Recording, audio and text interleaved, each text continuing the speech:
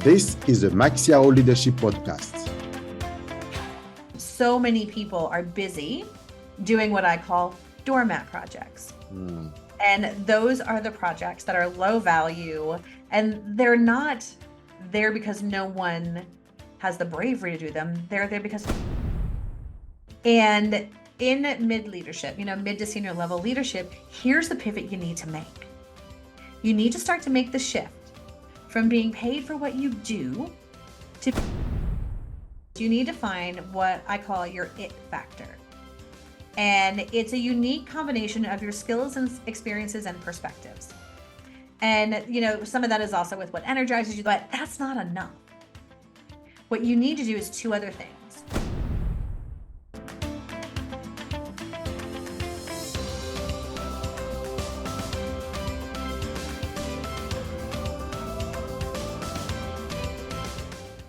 Welcome to the Max Yao Leadership Podcast. My guest today is Tammy Alvarez, CEO and founder of Career Winning Circle, who is joining us from Mexico. Hi, Tammy. Thank you for joining us.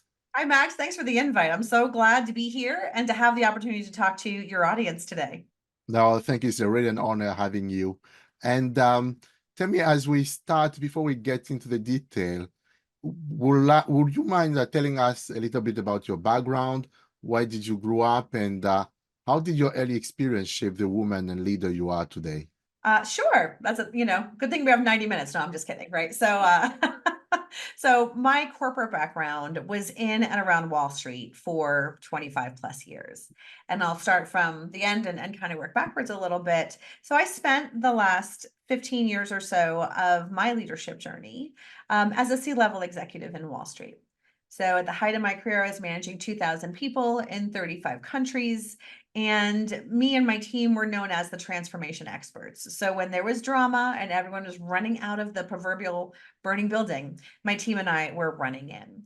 And to get there, I got there very differently. In that, as I was growing up, grew up in northern New Jersey, which is a small dairy farming community outside of about an hour outside of New York City. My parents split up when I was 15, but it didn't seem like a big deal. It was all the rage at the time. However, a few months later, my mom, my sister, and I ended up homeless. And that really profoundly impacted how I started to look at things. And when I graduated high school, I had no money, no ambition. My grades were terrible, and so was my attitude. And so I decided that I would work for a few years and then go back to school. And I had the benefit of an amazing mentor who saw more in me than I ever did. And I kept getting promoted every year or two and starting new business lines. And, here I am, 20 years old, working with, peers that are 40 and 45 plus. And, I think I had the imposter syndrome before it was a thing. But what that allowed me to do, hindsight, is to really learn how to fail successfully. And having that kind of upbringing in terms of my corporate ability that really shaped how I moved through my corporate career. And so throughout my entire corporate career, I believed that if I didn't like it, I'd change it.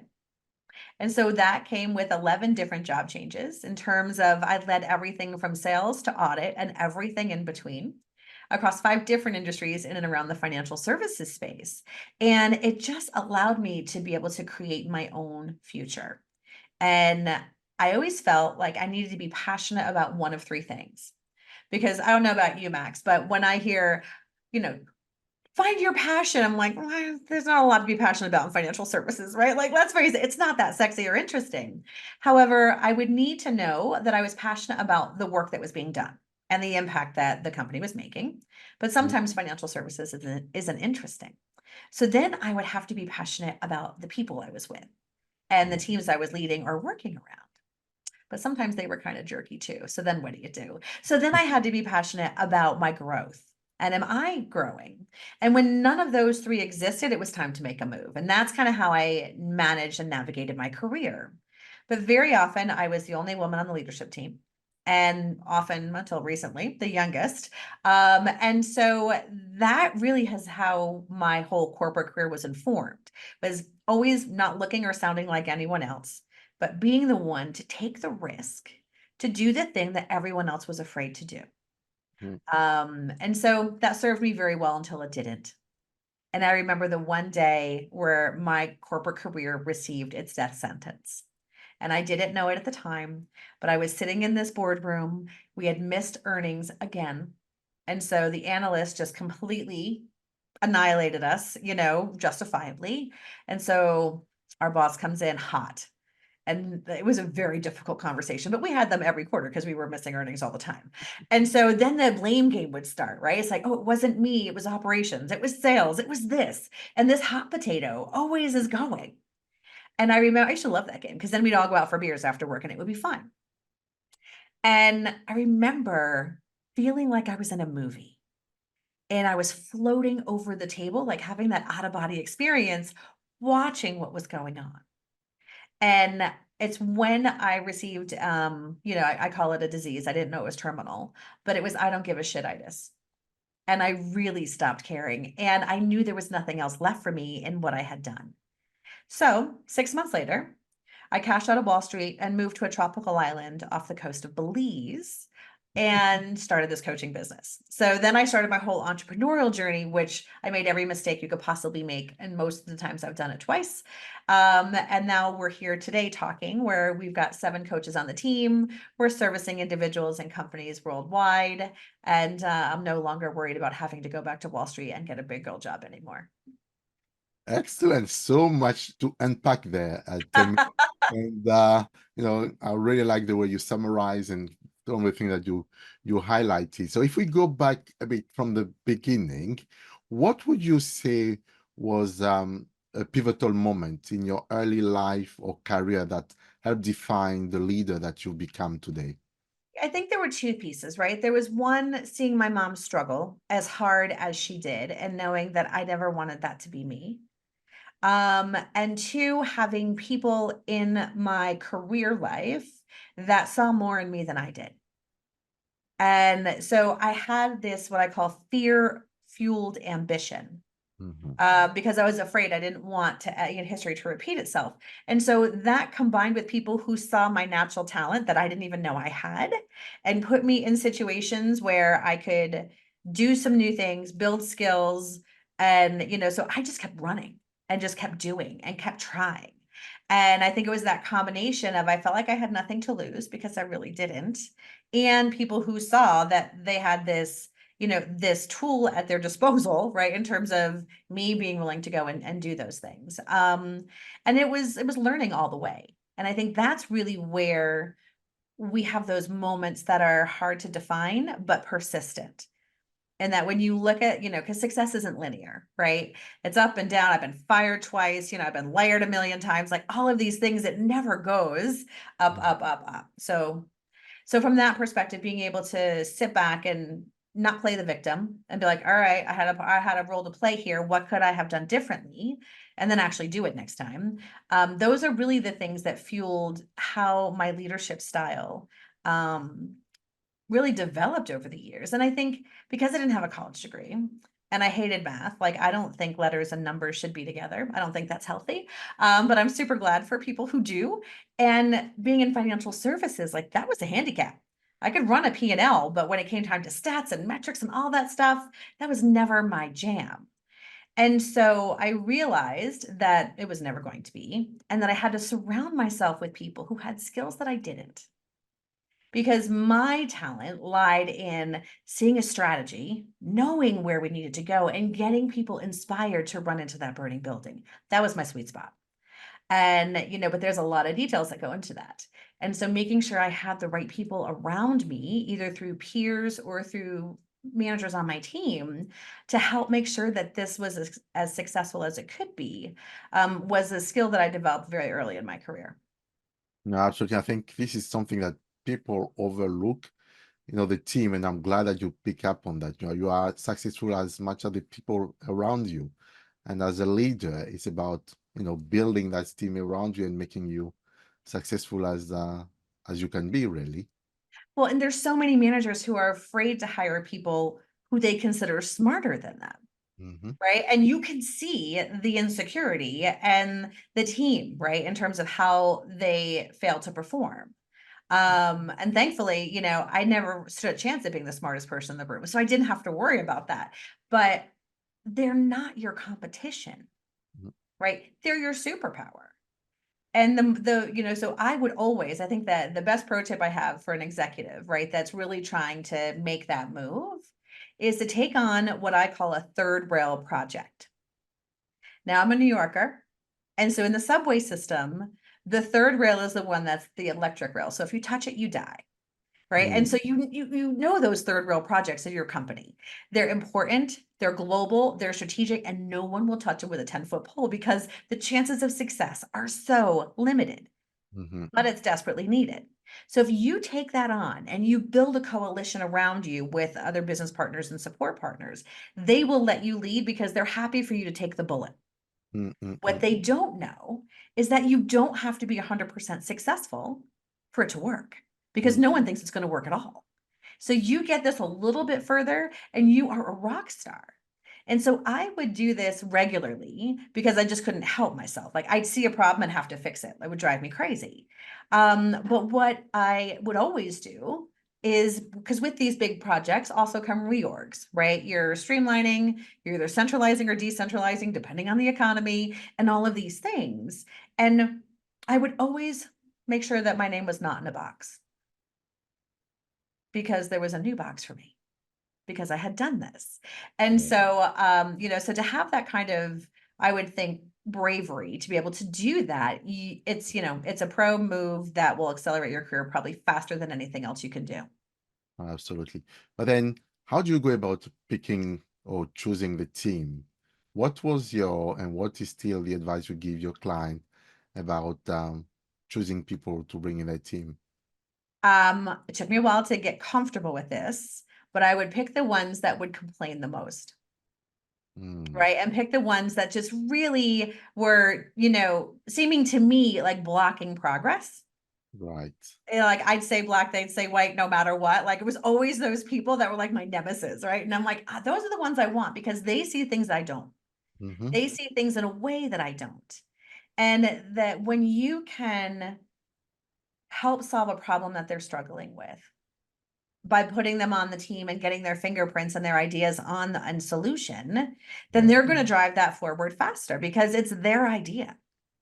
Mm, And so it's not about, you know, I'm so smart. I have the answer that no one's been able to come up with for the past 15 years. That's not what it's about, right? What it's about is let's get the right people around the room who have a skin in the game, right? Who have a vested interest in the outcome and who care enough because they complain enough about the things and how things should be. And when you let them in a collaborative way with other people that are in the same situation, with other groups that are impacted, it's amazing how fast those teams start to gel. yeah. And then the rest of the organization's like, hang on a second, this is the one that's always griping about something and they're optimistic. So maybe I should be too. Mm, But it's really important to make sure that you've surrounded these areas. So don't think about just your department, your division, or your function. Like, who are all the other partners you've got to work with, whether it's HR, finance, legal, compliance, you name it, but get everybody around the room because typically these third rail projects are complicated and they're big, or else they would have been fixed already. And mm, so, you know, so from that standpoint, it's fun work because it's meaningful work. You need to make sure though that two things are present. One is that you can measure the results. If they're intangible, you're gonna be really hard to prove that value for the level of disruption that you're gonna cause. mm, And two, make sure that they are directly aligned to the company's biggest goals. right. So many people are busy doing what I call doormat projects. Mm, And those are the projects that are low value and they're not there because no one has the bravery to do them. They're there because no one cares. mm, Right. And I'll share a story with you about one of my clients who learned how much it costs to be in the low value business. So Deirdre was in this one department and she was there for quite a while. And there was a promotion opportunity, and her and everyone else thought she was a shoo-in. Guess what? She didn't get it. Her peer got it. And she came to me ready to quit. I had it like, it's the boys club, all these things. And I always think that there's something to learn in these moments. Mm. And so once we calmed down a little bit, I'm like, okay, let's talk about this. Cause she never said no. She's like, I do all the things. And so we listed everything Deirdre did. And then we listed everything the person who got the promotion did. And she was right. Literally, she was doing twice as much work as he was. And she's like, see, I told you. I'm like, hang on a second. So I'm like, all right, let's talk about the company's goals. How much of what you're doing aligns directly to the company's goals right now? And at the time, it was growth through organic growth, and it was productivity. Those were the two big goals. And so we looked at that, and maybe 10% of what she was working on aligned. And we looked at his, and 100% of what he was doing was aligned. Mm. Yeah. And I'm like, you've been running around like crazy doing low value work that no one cares about. Yes. Then she's like, then that moment, she's like, she got it. Like, and in terms of, she's like, I've been such an idiot. I'm like, you're not. A lot of people get stuck in the low value business because people want you to do the projects. You feel like you're being a pleaser and saying yes and doing all these things well. But at the end of the day, you're not moving the needle. And so she Mm. went and talked to her boss and, ran through the T chart that we did together and then worked together to get her out of that low value business so she could focus her time on the stuff that really mattered and learn how to say no and pass those on to other people who haven't learned that lesson yet. But No, there's something for us all to learn there. this is so true, and I hear that a lot, and that also comes sometimes from a misconception people have around quick wins. You hear that all the time. That you change role or you come in, you need to secure quick wins. And I think a lot of time we misunderstand what quick wins means. If that quick win is not aligned with what is meaningful on the long term and what's really important, it's just turning a wheel and wasting time. Yeah. And I think there's I love the idea of iterating, coming up with a MVP, right? Your minimum viable product, and using an experimental mindset to test and challenge as you're moving business change forward. But those wins have to count. Mm-hmm. Right? I tend to say, like, if you can't count it, it doesn't count, right? And so if you can't tie it back to revenue, which a lot of times you can't, right? Because unless you're in a front office environment, you're not gonna be able to do that. But if you can anchor to time, cost, and quality, then you're going to be able to monetize the impact that you're making. And if you can't measure it, then how do you know it's moving in the right direction? Yeah. Yeah. He has to solve the problem, the biggest problem that Yeah. you. So you worked in a high pressure corporate environment, what personal habits or mindset shifts have allowed you to not just survive, but thrive in those spaces and have all those promotions? You mentioned team, that's one. What else really helped you from a mindset point of view and the personal habits help you grow your career over the years? Yeah. I think I always wanted something to be passionate about. Right. And I think that's really what helped me grow is because it wasn't about, I didn't have a personal passion. It's like there's people that are just born to save the world, and I'm so thankful for them. Right. But that just wasn't me. And so I always found that one of three things needed to be present. And when they were, I was really passionate about that. And I could get other people to be passionate about that as well. And I think the personal habits that I developed over time was I would make my own fun, Hmm. right? Because sometimes you're in a role, you have a boss, and it's like, ugh, I can't do this anymore, right? Or, you're in a situation where it's just not that exciting. But yeah, if you can find something to have fun about and you can fill those gaps with the things that you love. And I think one of the things that helped me, the habit that I developed, it took me too long to develop it. But once I did, it was just like the rocket boosters went on, is learning how to play to my strengths. Now, we all know we have performance reviews every year, and we get top down goals that are pushed down, and we get maybe one or two personal goals for ourselves throughout the year to, to say, this is what we're going to do, and that's it. And so, how many times, Max, in your leadership experience, do people put things on their personal goals that they're already good at? Yeah. almost Totally. never, right? I mean, it's just like all the things we're terrible at. And so my strong belief is that you will get so much further by making your strengths stronger than trying to close up a gap that you've had forever, right? I mean, if you're in your, if you're in your mid-career and you still have the gap, newsflash, you're always going to have the gap. And so if you have that time and energy, let's say you had 100 hours a year to put into something, you're going to get so much more benefit out of making your strengths stronger than trying to become adequate at something that you'll never really master. And Yeah. so once I solved that puzzle for myself and realized that, okay, this is my superpower, this is where I'm different from everyone else. And so let me really get good at that. And then find other ways to mitigate the things that I will never be good at. That was the game changer for me when I made that move. That's so true. And I had a guest in the podcast who developed a matrix about leadership styles. I think he called it. You've got the fixer, you've got the artist, you've got the super master, you've got the builder. You sound to me very much as a fixer, running into a building that is on fire and with your team and go and look for the next fire after that one. And sometimes it's true that you need a bit of all the other styles as a leader, but you need to know your dominant power and really play on that and find organization will need that skill. And I think we often don't have that security to know to define, okay, this is who am I and this is who I want to be and what I want to serve. How do you how did you develop that confidence for yourself, and what would you recommend the audience do to develop the same? Um, I think to develop the confidence, I learned how to not let it abandon me at the most important times. So, for example, we don't typically as leaders walk around unconfident. We just Mm, don't. However, when you play big or you take that big risk or you're like, I'll lead this, then all of a sudden your confidence goes to the Bahamas for a long weekend, right? And the inner voice starts to kick in and all these other things. And so, over time, I found ways to make sure that it didn't get to go away. And, that despite my personal fear of I don't belong here, I'm not smart enough, I'm not this.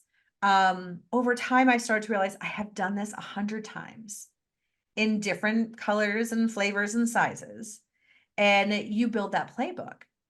Success leaves clues. And so if you start to see, okay, when did I really have a breakout moment? And when did I get my clock cleaned? Right? Because both have happened to me many, many times. And so it's like, what things were there when I was successful? And what things were not present when I had my biggest losses? And I mm, think knowing that, okay, in order for me to do all of this, these are the things that I need to build for myself. And all of it involved the teams, right? And the people that I was collaborating with. And so that's really where the skill building came into play is I'm like, what works for me? mhm, And how can I make sure that more of those things are present in any situation that I go into? And realizing that at the end of the day, and I think starting my career in sales helped because I treated every internal business partner as a client. mhm. And so at the end of the day, humans are human. And all they care about, at least initially, is what's in it for me. Yeah. That's the first filter everyone puts through, no matter how altruistic we may seem. And so if they can see a personal win in this for them, you Mm, have a friend for life. And so I continually looked for those opportunities to find those big stakeholders. I think another thing that kind of helped me build that confidence is I understood the value of what I call your power base. Now, this mm, isn't just your network, Max. This is a subset of your network and people who not only can, but will do things for you when you're not in the room and make things happen.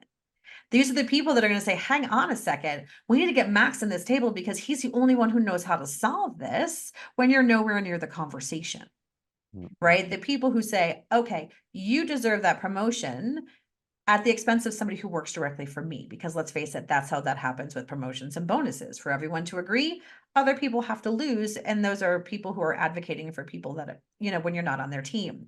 And so to understand how to get that environment where everyone wins when your hands are involved with something starts to build that brand, and it starts to build your skill. So that way it becomes repeatable. Absolutely. Absolutely. And so through that, confidence you gain, what was your early definition of leadership? And how has that evolved over time? And how would you define leadership today? Oh, it's great. The evolution, right? For me, leadership to begin with was just bossing people around, telling them what to do. Right? Because when you start with leadership, you're leading work you've already done. Chances are good you're better than everyone else at it, which is why you got the promotion. Yeah. So the leadership idea was just, here's how I did it. And you should do that too.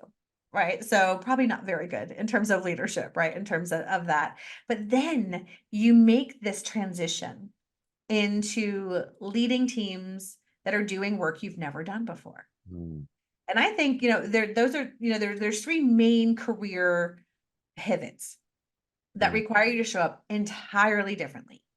First time manager, right? Because now most of the time you're managing your peers. And so that's where you're kind of figuring out what works for you and what doesn't. Then managing of managers, which are doing work that you've never done before. And I've done that throughout my entire career, which is how I could do so many different things. And so there, I learned how to lean on the experts, right? I learned how to be like, okay, here's where we're going. I don't know how to get there. What's our best way? And let them do it because they're the experts. And then I would just ask questions, because they'd be like, okay, we're going, this is my recommendation. And then just from a business perspective, no idea how the sausage was made, but you just ask those questions saying, are we still heading in the right direction of travel? What happens if something goes wrong? What opportunities might we be leaving on the table? So managing managers is that second big move where you've got to start thinking about delegating work less and asking the right questions and getting the right people around the table with you, right? So that was the skill that I needed to build. And then the first time you're at a C-level. So when you're a chief of anything, that's a totally different ballgame again, because now you're directing the enterprise strategy, not just your division. Now you've got so many more complexities to think about in terms of this one thing, like this one email I'm going to send to the team saying, great job. There's 3 things in there that might disenfranchise half the team because I didn't say it right. There's all those other complexities and nuances that you have to think about. And so those, I think, are the 3 points that we really need to lean into and be purposeful in how we show up and be purposeful in the guidance that we seek. Because I think those things are really important as you make those shifts to do it in a successful way. no, absolutely. And I'm going through that myself at the minute, right? I did all my career in finance. In fact, I did all the roles in finance, starting with accounting, and I pride myself always to say that I did double entries, then moved to audit, controllership, FP&A, then became CFO, and now I'm leading an entire P&L, having to talk to engineers about product that I have no clue about. And Yes. and I was like speaking to one of my colleagues the other day, where can I get a crash course about these technical things so that when I go speak to clients, I go speak to engineers, at least I can have some conversation. So you need to discover those things and it's all about the questions now. How do you ask those questions? And then exactly as you described, you know what you want, you set the goals, and you let the team develop and come up with the ideas. Absolutely, because you're never going to learn enough, right? So you can't get a crash course and replace the knowledge that an engineer has spent 30 years building, right? So what I would always do before, because math was always my Achilles heel, right? And it was just, I could do a P&L, I could manage a P&L. I love my FP&A people, and I loved that part of it. But when we started talking stats, when we started talking, because we were all always a Six Sigma shop, right? And so we started talking metrics and forward looking and future stuff. I'm like, I would lose the thread of the conversation just because my brain doesn't work that way. And then I would start to not engage because I was afraid I would ask a stupid question, which most likely I would have. But what I started to do is I surrounded myself with data scientists and quants and people whose propellers spun way faster than mine. And we would always get a pre-read on the deck. And so we'd meet in my office the day before and I'd be like, what does this mean? Like in a smaller group, like, tell me what this means. What should I be worried about? Here's the things I'm thinking about. Here's the questions I have. What does the data tell us? So at least I could go in a little bit more informed. And then when I realized that I wasn't fooling anyone, I was very open to say, this is like, I'm not getting it. And sometimes asking those questions that everyone assumes they know the answer to, you realize that they haven't actually thought things through the right way. So when I come from a position to seek to understand, not a position of judgment with my questions, then you find that there's usually a few gremlins that are in there that no one had considered because of the assumptions that they make, right? In the data and in how it was collected, or the assumptions that they made to come to their conclusions. And so lean into your weak spot. Get people around you who can help close the gap, either situationally, like I did before a meeting, or a little bit more broad in terms of context. And you'll find that you're able to ask the questions that no one either thinks to ask or are too afraid to ask. Absolutely. And yet sometimes things get tough, difficult. Can you share a moment in your corporate career where you, as a leader, you faced a challenge, particular challenge, or particular difficult moment? What lesson did you learn from that, and how did you overcome it? Yeah, there's so many. I think one of the most profound lessons I learned the hard way is I was leading a group, and I was a chief of staff. I was a COO for a large business division within a bank. And my boss and I were completely on the same page, right? I mean, we were mind melding. All of my peers would come to me first before they would go to her to make sure that they were in alignment. Like it was like I just could do no wrong, completely on fire, getting things done. It was great. And then I remember I was sitting on the airplane from New Jersey heading to Singapore, and I'm getting settled in. We're about 20 minutes before takeoff. And she calls me and she says, I just quit. She moved to another group, another division. I'm like, shit. So now what happens after something like a senior executive. Like it is when a senior executive leaves, it's like a madhouse scramble of who's going to get that spot. Right. And it's all the things like you've got to be there. And here I am heading to Asia for 3 weeks.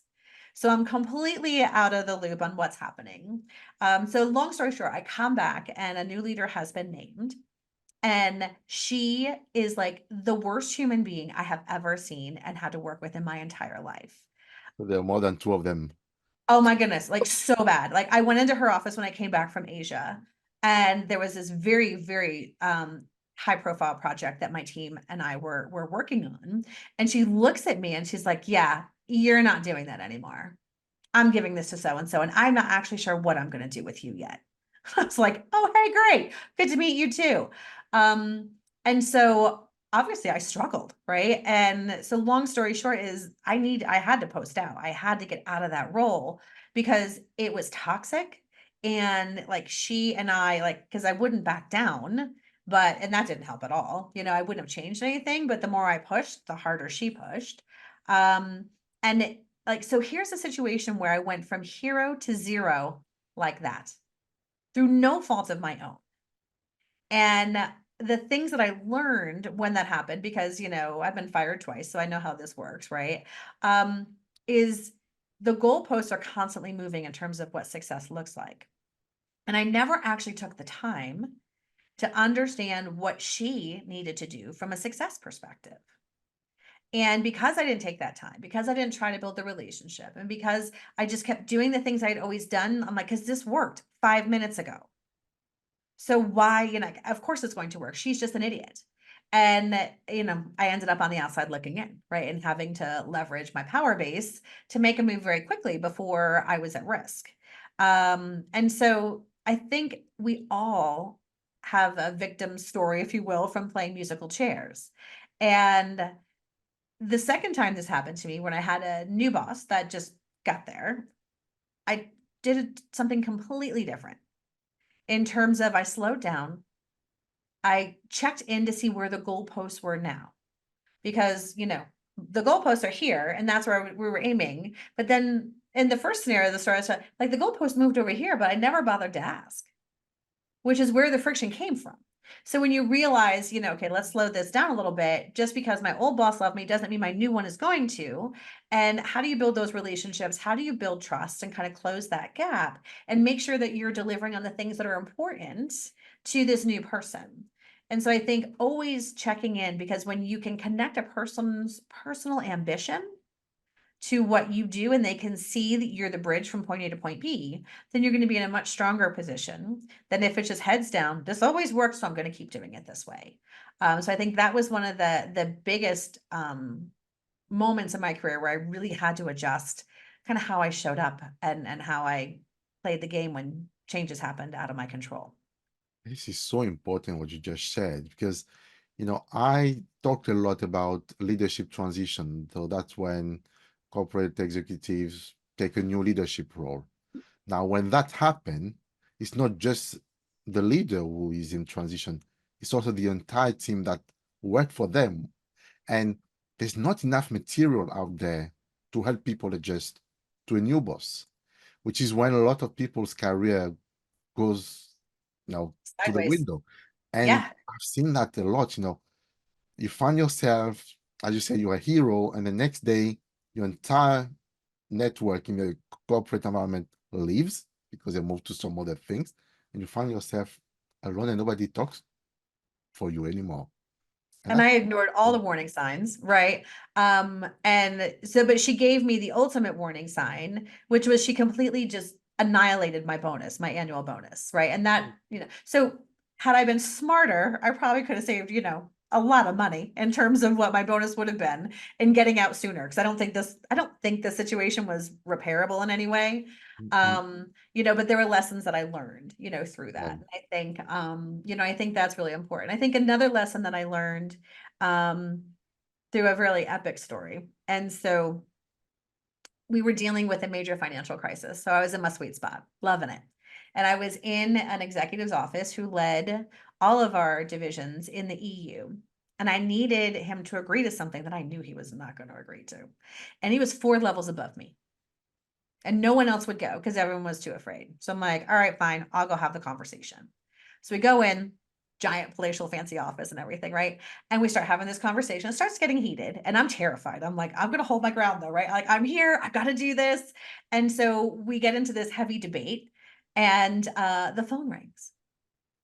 And I know he did this on purpose. So he puts it on speaker. And on the other end of the phone, I hear something equivalent to, hey, dude, how'd I do last night? And my jaw dropped. It was one of the presidential candidates. And he had just had his first debate the night before. I'm like, okay, so here I am trying to argue with this guy, and he's broing out with the potential president of the United States. I'm like, you have got to be kidding me. So, I listened to this, tried not to seem too awestruck. I was terrible at that. I have a terrible poker face. And so he hung up. We continued to argue. I lost and I went back into my boss's office. Now she has a glass office, right? And I'm pacing like a lunatic. And I'm sure they're ready to call security, right? Even though, we were laughing a little bit. I was like, why am I here? I don't belong here. I'm not an attorney. I'm not this. I'm not this. I'm like, I have no idea what I'm doing here. And she just laughed at me and she's like, are you done? I'm like, yeah. She goes, you're here because you're not part of the problem. You're here because you're not afraid to test and challenge. You're not afraid to go into that office and have the conversation and you get things done. Yeah. And so my entire career, I didn't look or sound or think like anyone else. And I always thought that was my Achilles heel. But what I didn't realize is that was my superpower. And I really wish I had learned that years before, because it would have made the growing a lot less painful. But so for anyone who's sitting in a leadership role right now thinking, I don't belong here, I don't know what I'm, like there's people here that are smarter than me, that are this, that are that, then realize that your differences are why you keep getting invited back. mm, mm, mm. and leverage those things, because that really is why you're there in the first place. That's so true. And understanding that. Yet you mentioned a couple of times that you got fired twice. Mhm. What happened? Both times is when I'm an acquired taste, is what I like to say. So both times are when leaders have come in that did not hire me. Right. And so I got fired twice with it. Like I said, I make mistakes a lot of times before I actually learn. And so both times, like, they have been situations where a new boss comes in, I'm doing my thing, and it didn't gel. And so those are really those moments. And then, two other, one of the time is when I'm smart enough. I'm like, okay, she just crushed my bonus, time to go. Stayed within the same company, but moved into a different area. And then the last time was when I took advantage of that situation to cash out of Wall Street and start my own business. So almost every time where I had that level of conflict, to the point where, it's not downsizing. It's not like you just get fired, period. Those are situations where new bosses had come in. I didn't read the room properly and just kept doing the things that had always worked for me. And at some point in time, you have to realize that what got you here isn't going to keep you here.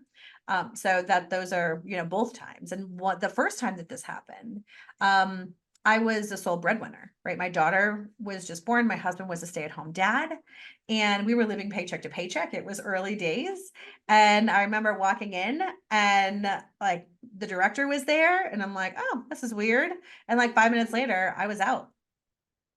Like, no severance, 2 weeks pay, and that was it. Benefits were done, like all that stuff. And so that was a big moment where I was like, this is not going to happen again, in terms of not having a safety net. And so that's where the power base became so important, because you always want to be one phone call away from anything that you need. Mm. And it's not just in a job crisis. Like, one of my clients, Christina, she was going for managing director, and she knew it was like in 2 years is when she was going to go into the process. And in financial services, this is a big deal. And she was with a top tier firm, so the competition was fierce. And so she came to me to say, I need to get ready for this, because I don't want to have to go through this again. Like, I want to get it the first time, because I don't want to have to go in for a second year. And we knew she had something innovative to come back with. And so what we did is, like everyone else, she left her network for dead. You don't talk to them for years. And so here she's looking back. I'm like, let's find the 10 people you had the most fun working with or for. That was the homework assignment. And she came back and she couldn't believe where these people ended up. Like, some of the most powerful positions on Wall Street. Like, and she's like, oh my goodness, but I haven't talked to them in like 7 years and all this stuff. I'm like, reach out. And so she reached out to all 10. 7 got back to her, and 6 were willing to help. And she had one simple request. I'm running the MD gauntlet in 2 years. I just want to pick your brain on what's going on in the market, so I can come back with an idea to implement at the firm. And so all of these incredibly powerful people not only made the time, but like assigned members of their team to help her. And so she brings all these great ideas back into her company. It gets approved. Of course, she's tagged to lead this, and she's able to get it over the finish line in the 2-year mark. So it was like a no-brainer when it came time to get her MD promotion. But we always think about our power base when we want to look for work, right? But we should be using our power base all the time. And a big thing of what I talk about is becoming that CEO of your career. And CEOs never go it alone. They have a massive network of people that they talk to about strategy, about market positioning, about what's happening, right?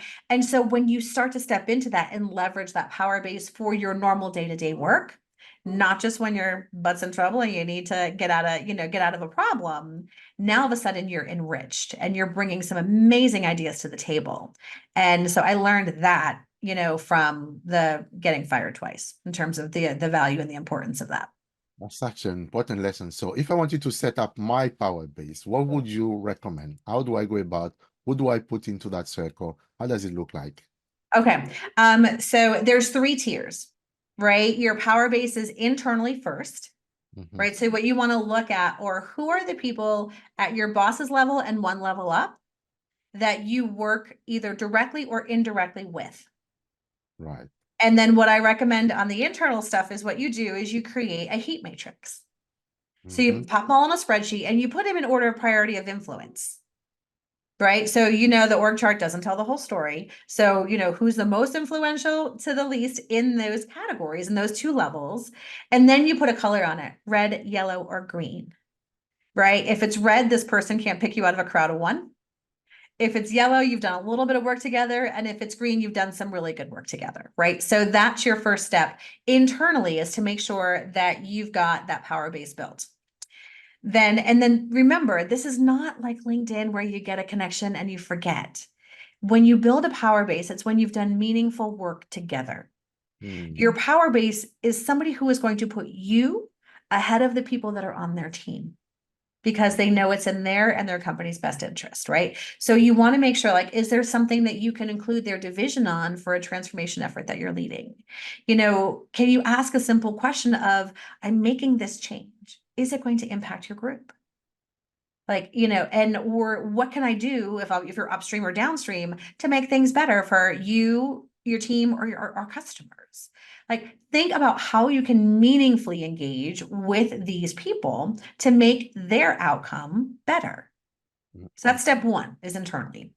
Now, step two is a power base of people that you used to work with and for.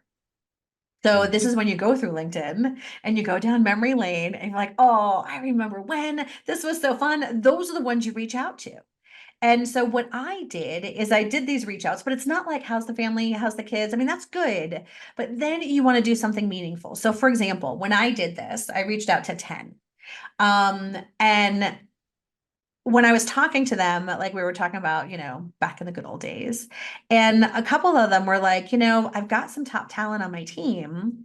Would you mind mentoring them? Would you mind telling them how you did this? And so, of course, I'm happy to do that. Right. And so, sure, I'll do that, or, it's like, oh, hang on a second, I'm leading this charity event. Do you want to co-chair this with me? Or we're going to be at this conference. Do we want to co-present something or co-author something together? And so that's how you work with, your old and your stale power bases. You find, again, influence first, who's got the most influence, and you just do the few. You don't need a million of them. You only need a few. So that's a second bucket. And then your third bucket is industry. And so how do you become known in the industry? And you become known in your industry by solving problems that everyone else needs to solve too.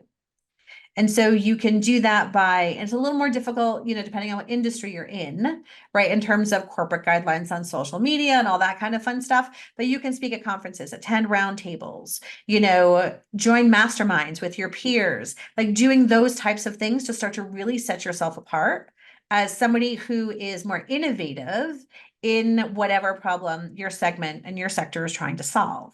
And so those are the three elements of your power base. You need to, think about them very differently. But you need to think enterprise level within your company. You want to go as high and influential as you can in your former colleagues and coworkers.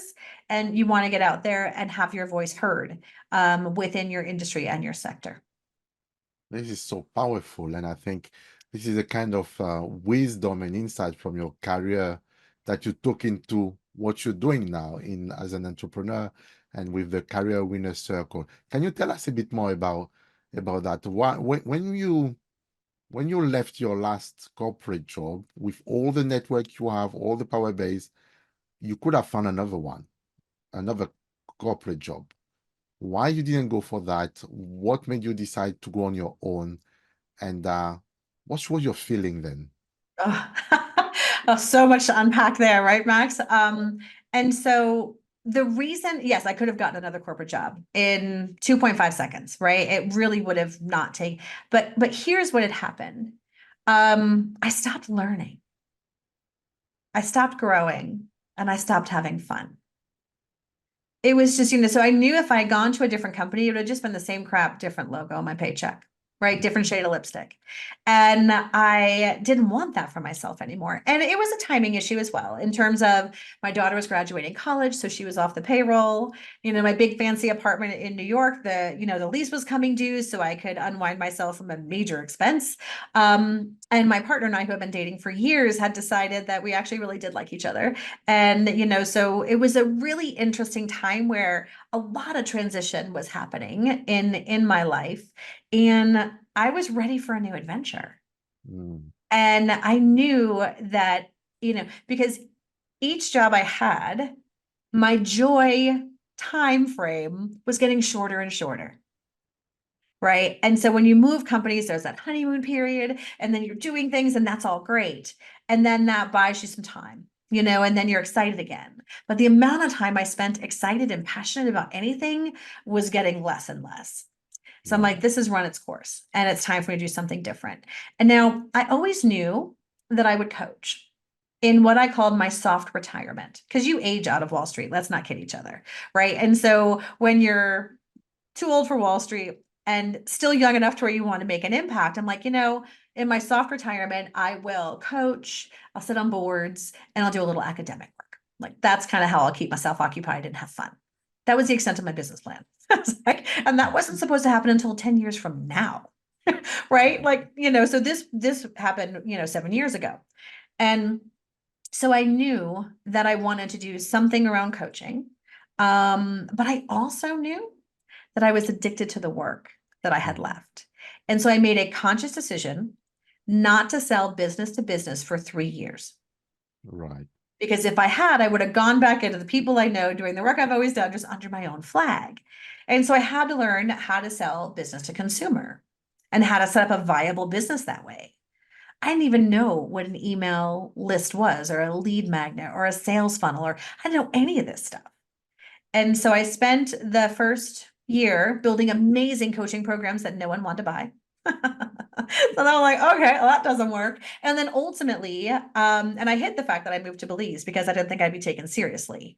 This was before anybody knew what Zoom was. Think about it. Think about a life before Zoom, right? Where it was like, how are you going to do this? I'm like, I'm going to use Zoom. What's that? That kind of thing.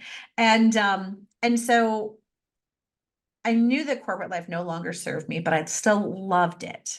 And once I came out with the fact that I had moved to this gorgeous tropical island, and I was scuba diving a couple times a day before work, and starting to do these things, people started coming to me and saying, how'd you do that? And I honestly didn't know, because you don't think about these things, you just do them. But when I started to deconstruct our signature program, which is, we've had 500 people go through it at this point, and when I started thinking about, how did I do it? Like, how did I move 11 different industries around finance, or 5 different industries and 11 different jobs? I've led everything from sales to audit and everything in between. How did I do that? And it literally took me 2 days to deconstruct how I did that. And then I started teaching others how to do it. Because here's what happens, right? I call it an accidental career. I think all of us have an accidental career. Most of us do, where we start somewhere and then things happen, opportunities come, we take them or we don't. And then before long, you look up and you're like, how did I get here? Why am I here? And there's no clear path, but you've just taken the most opportunity you can of the things you had available. But then it doesn't serve you anymore. And here's what starts to happen. You don't want to do that, but you don't know what you do want to do. And at this age, you should have it figured out, right? Because everyone else does. Well, no, actually, no one else does. You're in great company. Everyone's faking it. And when you don't, and you're making a lot of money and you've got a lot of obligations, you've got spouses and houses and kids in college and all these things, and you can't just pull the plug, become a barista and live in a yurt. Like, that's not an option. And you start to feel stuck. And you start to feel like you're not making an impact anymore. Then you start to get sidelined. And you ignore all these warning signs until you can't anymore. Where you're at risk, or you've been told you're at risk, or you're on the outside looking in. And I think COVID did a really interesting thing in terms of shifting what good looks like for a lot of us. We realize we actually do like our families, and we want to be home more, and we love walking our dog at lunch. We're doing these things. And all of a sudden the things we've all been chasing, especially in the States, were less important. And so if you are finding yourself looking around thinking, is this all there is? I worked so hard for this, then you've been running the wrong race. Mm. And too often we don't look up to see why we're doing what we're doing. I have so many people coming to me and saying, I want a promotion. I'm like, why? Well, because I'm supposed to, because I need the Range Rover like my neighbor has. Well, because my wife or my husband expects me to. Like all of these, I'm like, no, wrong, wrong, wrong. Like these are not good answers because the job that you want sucks and you're going to hate it. It's like, why do you do this?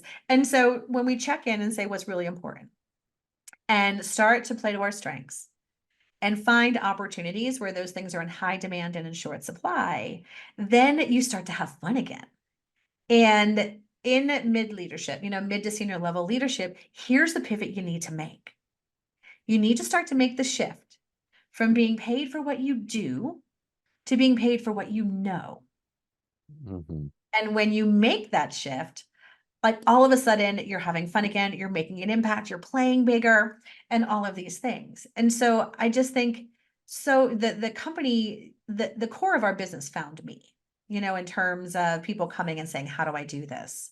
But now what we're focused on is we are focused on eradicating the apathetic haze that has taken over corporate. But I remember I was sitting in Chicago, January of this year, and it's a big building with lots of companies in it. And I was early. I was leading a 3-day strategy session. And so I had a cup of coffee, sitting in the lobby, just watching. And I swear, Max, it looked like the zombie apocalypse had invaded Chicago. Like no one was making eye contact. No one was smiling. Everyone was looking down, hoods on, shuffling. And I'm like, these people actually have to actually work, right? And they're doing it this way. And companies don't want zombies. And employees don't want to be zombies. And so with two groups that are so closely connected that want the same thing, why are we moving further and further apart? And that's what we solve now because we've been able to, use all of my experience and all of the things that we've been doing to really help companies tap into their teams again. Because here's what's happening. A lot of people think we have a talent shortage crisis. Mm. I don't have the right talent. I don't have enough people. I got to go hire, but they're not out there. I can't afford them, whatever. And here's what I am firmly in belief of, that every business leader has exactly what they need right under their noses. They just don't know how to tap into it. Yeah. And that's what we show businesses how to do now in terms of how do you tap into that unstoppable force that's lying dormant within your organization. So once you fix yourself and get into something that you love, right, put your own mask on first, then you need to look at the organization. Like how many times have you sat through a meeting where like either everyone was cameras off or there was such apathy in the room that you're like, does anybody care about anything anymore? Yeah. Right. And so that's what we're on a mission, literally a mission to do now, is to help organizations light that fire again and start having fun and getting their team that they have in place right now back to doing the things that they love to do. Because Gartner did 2 surveys that I found very interesting. They did one of knowledge workers globally and said, how satisfied are you with your job? That number was 80%. It's a big number, right? But they did another one saying, how invested are you in your job? How much do you care about what you do? That number went down to 20. So we've got 60% of our people who are sitting in this apathetic haze of it's good enough. It doesn't hurt. It's okay. My boss isn't too jerky. The money's okay, but they don't care. And they want to care because that's why they're doing what they do. And so how do you tap into that 60% and get them back on track to doing the things that they love for the company's benefit and for their own? And so that's where, in addition to doing all the things that we're talking about from a career winner circle, from an individual perspective, that's really where we're headed from a corporate perspective as well. Your book, Escaping the Career Trap. That's a very powerful message that you have as a headline: transform your apathy into ambition and never hate Monday morning again. Well, you didn't say morning, but Mondays again. What's inspired you to write the book, and what can you tell us about it? The thing that inspired me to write the book is that the solution that we've come up with, both from a business and from an individual perspective, has made such an amazingly high impact, powerful results for our customers, like life-changing results. That I just needed to reach more people. Like, more people need to do this. And if you don't love Mondays, if you get that pit in your stomach on Sunday afternoon, knowing the silliness that's about ready to come on, like, you need to read the book. Because we assume that it's supposed to be this way, that no one actually really loves what they do. It's more of a myth and a pipe dream than anything else. And the impact that a unfulfilling career has on your personal health, well-being, earnings, all of those things is significant, right? I truly believe that career fulfillment and business success are linked. You can't have one without the other. And so the reason I wrote the book is because this is so solvable, but we've never been trained on how to do it. We don't know how to think about it. We think there's no other way. And this is just how things are, but they're not. And so the book has, three primary areas. It's got an opening that talks about the dysfunction of, corporate and all that kind of fun stuff that we do have. It is the field we're playing on. So we need to know what we're dealing with. But we've got a 3-step process called align, disrupt, and thrive. And so this first part is really aligning with the things that light you up. So my question to you and everyone who's listening is, what are the things that you could do for 12 hours a day and end the day more energized than you started? Do more of that. And so let's align that and find out where those things are in high demand and in short supply. Because then when you start to do that, then in Disrupt and Thrive, we start to talk about what are the norms that you need to break through for yourself and for your organization. And how do you really start to figure out where are your unique differentiators and how do you leverage that? And where do you leverage that? And then from a Thrive perspective, it gets into how do you help other people? And each of the chapters is a coaching chapter. So I've got stories from 40 different people in addition to my own. So I did a lot of interviews of a lot of other career professionals that have gone, run through the gauntlet and had their own challenges. And so you're inspired by other people's stories. But you also, it's very much the type of book that you will have your highlighter and your pen and dog ears. And these are the things that we need to do. And each chapter ends with what I call brain candy. And it's taking the principles of what you've learned and applying it to your current situation. And so it's not about just reading it and saying, oh, that was interesting information. It's reading it and saying, how can I use this to transform my career? And how can I use this to really make the most out of the time I have left with the time that I still want to work? And so I wrote it because the timing was right in terms of, I knew it worked. It's worked lots and lots of times. And I had just moved to Mexico City, so I didn't speak the language or have any friends. So it was a great time to write a book too.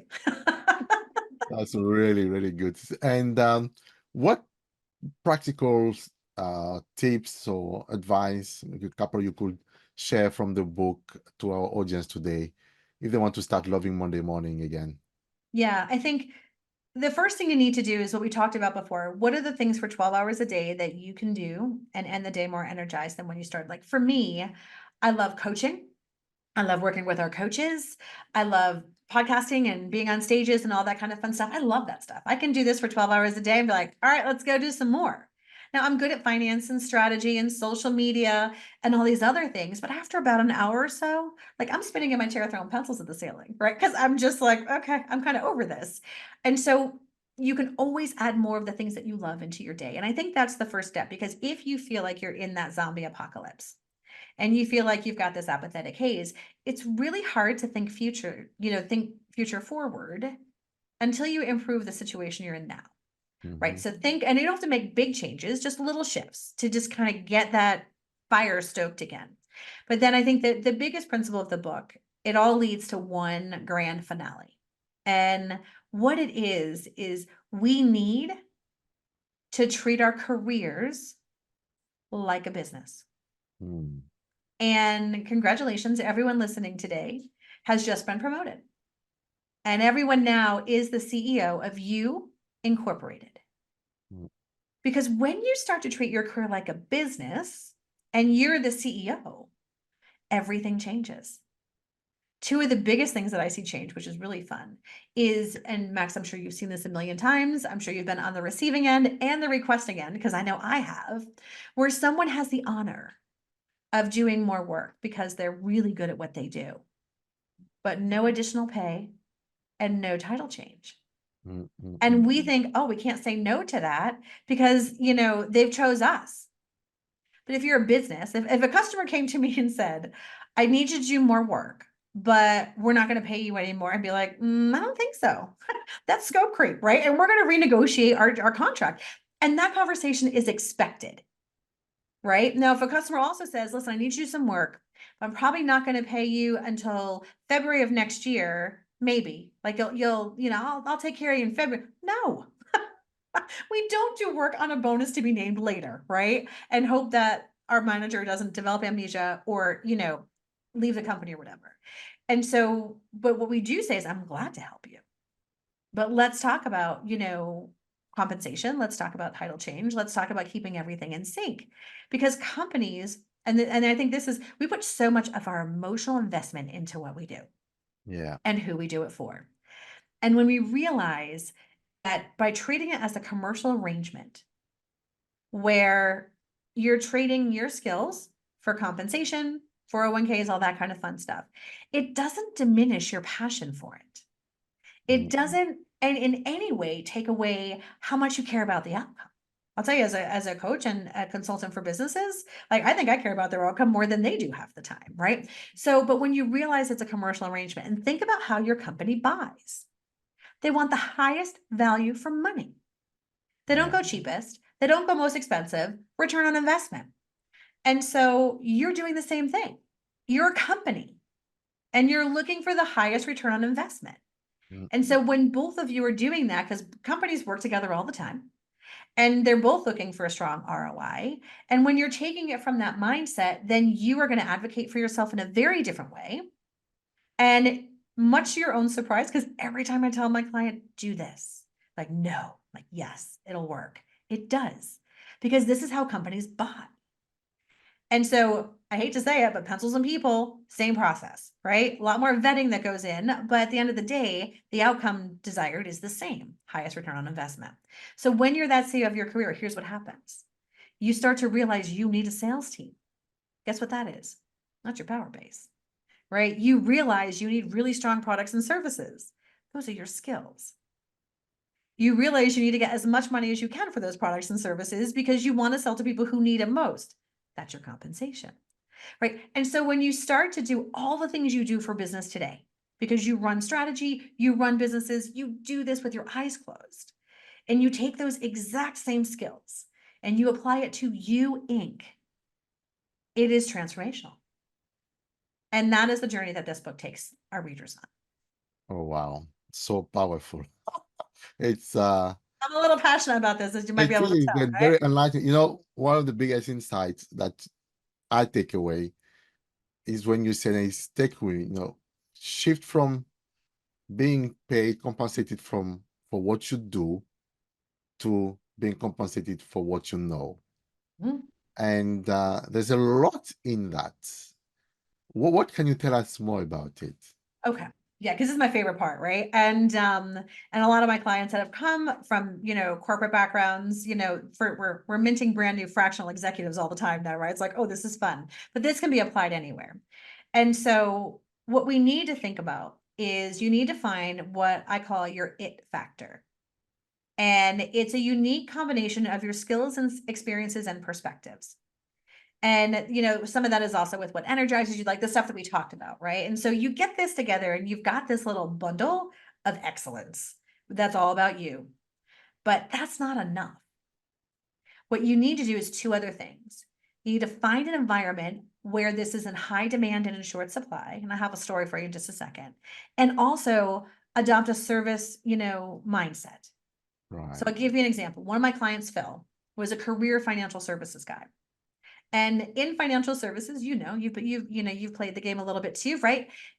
We had to reduce force in terms of head cuts 10% every year.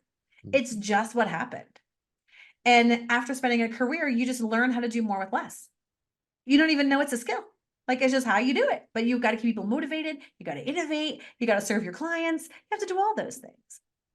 So Phil was starting to get the burnout, because financial services is only fun for so long, if it's fun for anybody ever. And he wanted to make a change, but he was also incredibly highly compensated. Right? He was very, very well compensated. And so here is this company that is a startup that we all know and love.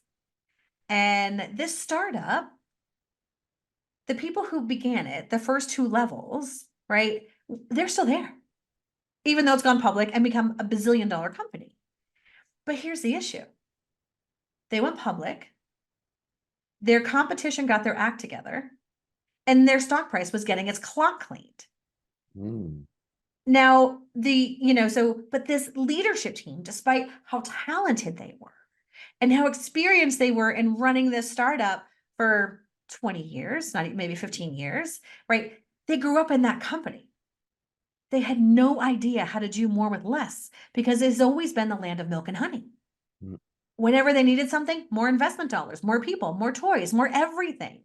No one ever said stop spending money. And now that they had to, they didn't know how to. Now here comes Phil, who this is all he knows. And so he comes in because they desperately need that skill. He has no idea. He's a finance guy. He has no idea about the business of this startup, which is no longer a startup. But yet what he does know, he knows how to do more with less. And he didn't just use those skills for his own department. He started showing other people how to do it too. Now Phil is always sitting at the cool kids table, right? And he is, highly sought after from the entire enterprise now, because he's got that ability not just to do the work that no one knows how to do, but to show other people as well. So when I talk about being paid for what you do versus being paid for what you know, Phil doesn't know how to run that business. He does now. He's been there a few years, but he didn't, so he couldn't do the work. But what he did, so his knowledge, tapping into the things that they needed most, they had enough people to turn widgets. That wasn't the problem. And so that was, it's just a story to think about, how do you find your it factor, and then look for those opportunities to be able to lead with the knowledge that you have, and let other people actually do the work. Very good. Look, Tammy, I could be sitting here for 12 hours talking to you. Me One, too. I enjoy it, and Yeah. two, you enjoy it, and you share so much nuggets. We could be sitting here for a long time, but we got to start wrapping up our conversation. I've got the three concluding questions. Okay. First one is, if you were to go back to your younger self, starting your career, with everything that you know today and in today's world, what would be the advice that you would share with them? I would have shared the advice with my younger self, the gift of perspective. So many times I backed myself into situations that felt like life or death. We weren't curing cancer. We're not saving lives. And so, like, all the events that I missed, or the weekends or the nights that I worked thinking it was so important, it wasn't, right? It was manufactured urgency, either by myself or by someone else. And so I think that, the gift of perspective and knowing that it will be there in the morning and it's okay. I don't think it would have cost me anything in terms of my acceleration in my career. And I would have been able to enjoy a little bit more, or a lot of more, of the personal parts of life that just make things so worth living. So true. What three books would you recommend? Mine. Let's read. So I'll start with Escape Career the Trap. Career Trap is one. For sure.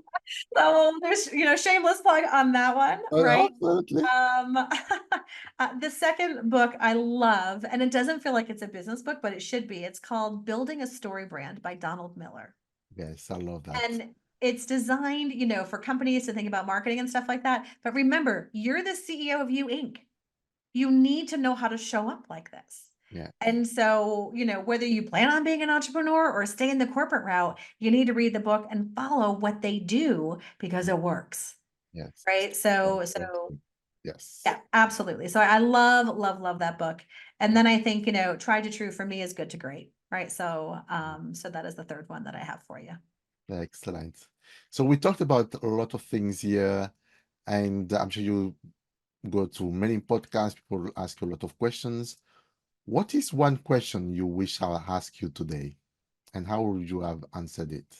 Hmm. We asked a lot of questions today, right? So this podcast is a lot longer than most. I think a question that I'll throw out there just in terms to leave people with that we didn't talk about is our relationship with failure.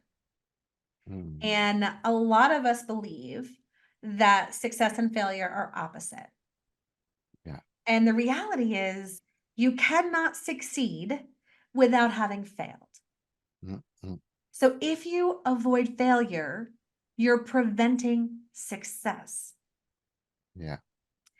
And so I want us to get comfortable with that, but we worry that if we fail, we're going to get fired, we're going to look bad, we're going to cause negative impacts, all that kind of fun stuff. And so the way to get really good at this is to adopt this experimental mindset. And I think if you go back and think about the conversation we've had, it's been at the root of everything that I've talked to you about in terms of don't back yourself into a corner where it's win-lose. Mm, mm, We've developed an agile methodology for software development. Why can't we give ourselves the same grace? So I'm a big fan of using that experimental mindset to test. And that way, when parts of it don't work, you're like, I know, we didn't expect it all to work. We're going to keep the stuff that did and try again and do another rev and do another rev in small steps. And as a leader, we need to do that because even in the best circumstances, let's assume it was even possible to make a perfect decision, which it's not, but let's assume for today it is. There's so much change happening that's completely out of our control that the best decision made today could be a terrible decision tomorrow. And so getting comfortable with failing successfully, taking on that experimental mindset, and having that agility to continue to move the ball forward in baby steps, using that, keep the stuff that works, get rid of the stuff that didn't, is going to be a game changer for everyone, especially at the rate of change that we're all experiencing right now. that's so true. And I was reflecting on that the other day, actually, and I think because in the corporate world, and I read that from someone, when you have a project, an idea, and you want to implement it, you need to have all yeses aligned. Everybody in the hierarchy will need to validate that idea, has to say yes. Yeah. One no is going to kill your idea. So we're scared and we're afraid of the no's and something that will go wrong and we're going to tell off.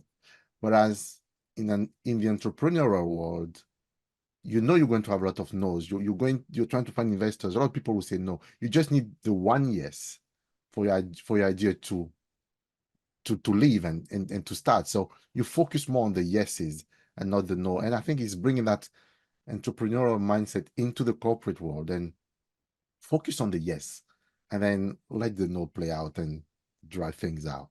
Well, and this is where your power base comes in handy, Yeah. right? This is where those third row projects, where you can start to do that because you're going to get those no's to a maybe when you do MVPs. Right. When they're not spending $5 million over 3 years to maybe get the right answer. Mm, And, so one of the things that I always did before I started a third rail project or anything, quite frankly, is I would come up with our bailout plan. I'd be like, mm, listen, I am going to kill this project if by this time we don't see these results. right. Now, all of us listening today, you all know those projects that still are going on that should have been killed years ago Mhm. because the executive that made the decision doesn't have the courage to say, this is no longer a good idea. We've Yeah. already spent too much time. We spent too much money. We spent too much. So you continue to do chase a bad idea because no one has the courage to say enough. And so when you start with that, then your no's will either go to yeses or at least maybes because now they can hedge. Very good. Thank you so much, Tammy, for the conversation today. Where can the audience find you to continue the conversation?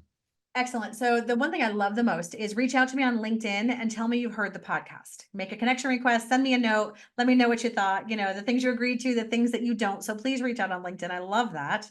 If you are interested in learning more about our services, whether it's your business and you need your teams to start to love what they do, or you need to light your own fire, head to careerwinnercircle.com. And, there's a lot of free resources and some things for you to be able to engage with us there.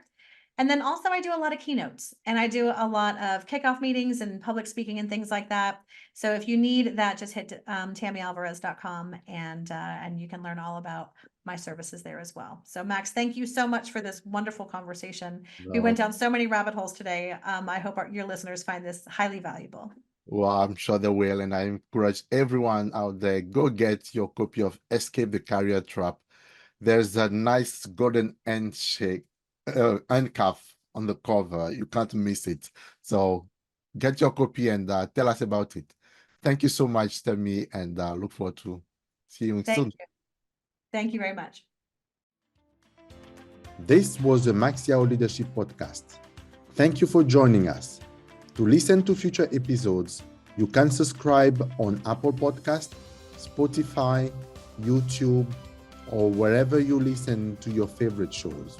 Until next time, keep being the leader everybody trusts and respects.